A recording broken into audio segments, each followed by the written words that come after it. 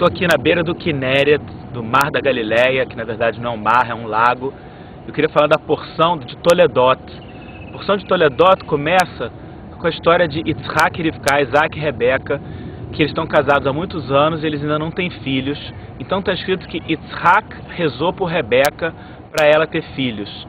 E a primeira lição que a gente pode receber disso é o poder de rezar pelos outros.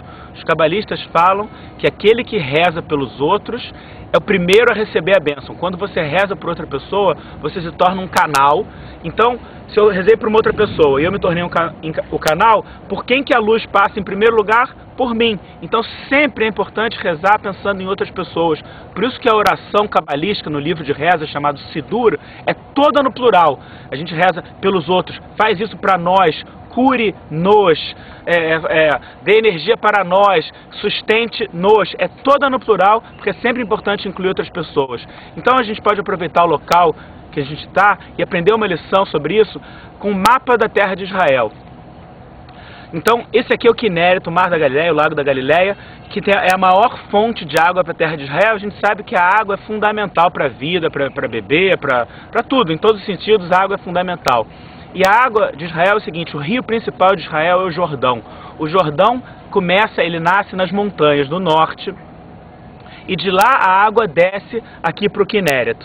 O Kinneret recebe toda essa água e compartilha, o Jordão continua depois. E por isso o Kinneret é um lago cheio de vida, tem peixes pulando, tem aves voando, é um lago de água doce, cheio de vida. Inclusive o Ari, Rabbi Yitzhak Luria, levou uma vez Rabbi Chaim Vital, o aluno dele que tinha um problema de memória, levou para mergulhar no Kinneret, para ele fazer um mikveh, uma imersão no Kinneret, porque ele falou que aqui no Kinneret, no Mar da Galileia, está o poço de Miriam. Quando os israelitas estavam no deserto, tinha um poço de água que os acompanhava milagrosamente pelo mérito de Miriam, irmã de Moisés, e que esse poço está agora dentro do Kinneret. Quem mergulha aqui ganha uma grande purificação e ganha uma energia de memória. Então o Kinneret é uma água poderosa em todos os sentidos, no sentido espiritual e no sentido de manter a vida, de sustentar a vida mesmo. Tem peixes, se pesca aqui, tem aves, como eu falei. E a água, o Jordão depois continua e desce pela terra de Israel inteiro e depois chega no Mar Morto. No Mar Morto, o Mar Morto recebe essa água e não compartilha com ninguém.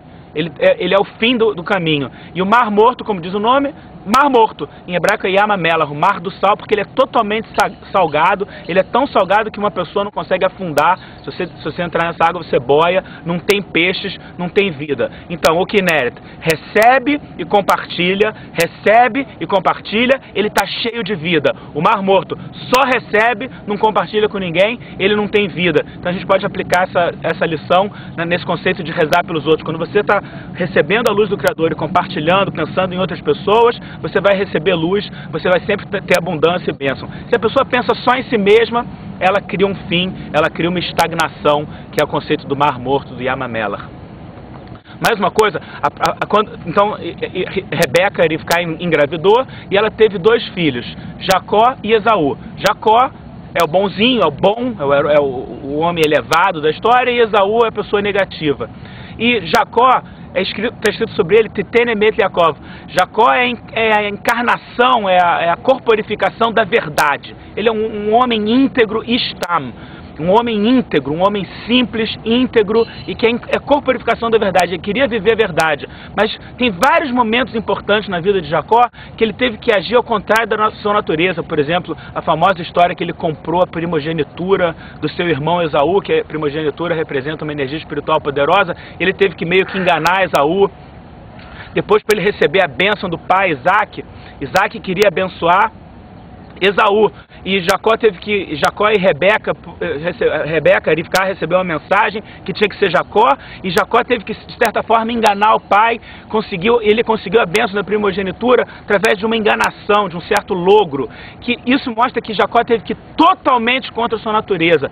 Com que intenção? Compartilhar. Então a gente aprende, não só a gente tem que compartilhar, a gente tem que procurar as áreas que a gente tem que compartilhar fora da nossa natureza, além da nossa natureza, quando é desconfortável para nós. Quando a gente faz isso, está sempre numa consciência de receber para compartilhar, e não simplesmente compartilhar confortável, mas o compartilhar fora da nossa zona de conforto, aí sim a gente está garantido de receber bênçãos, receber abundância, receber vida.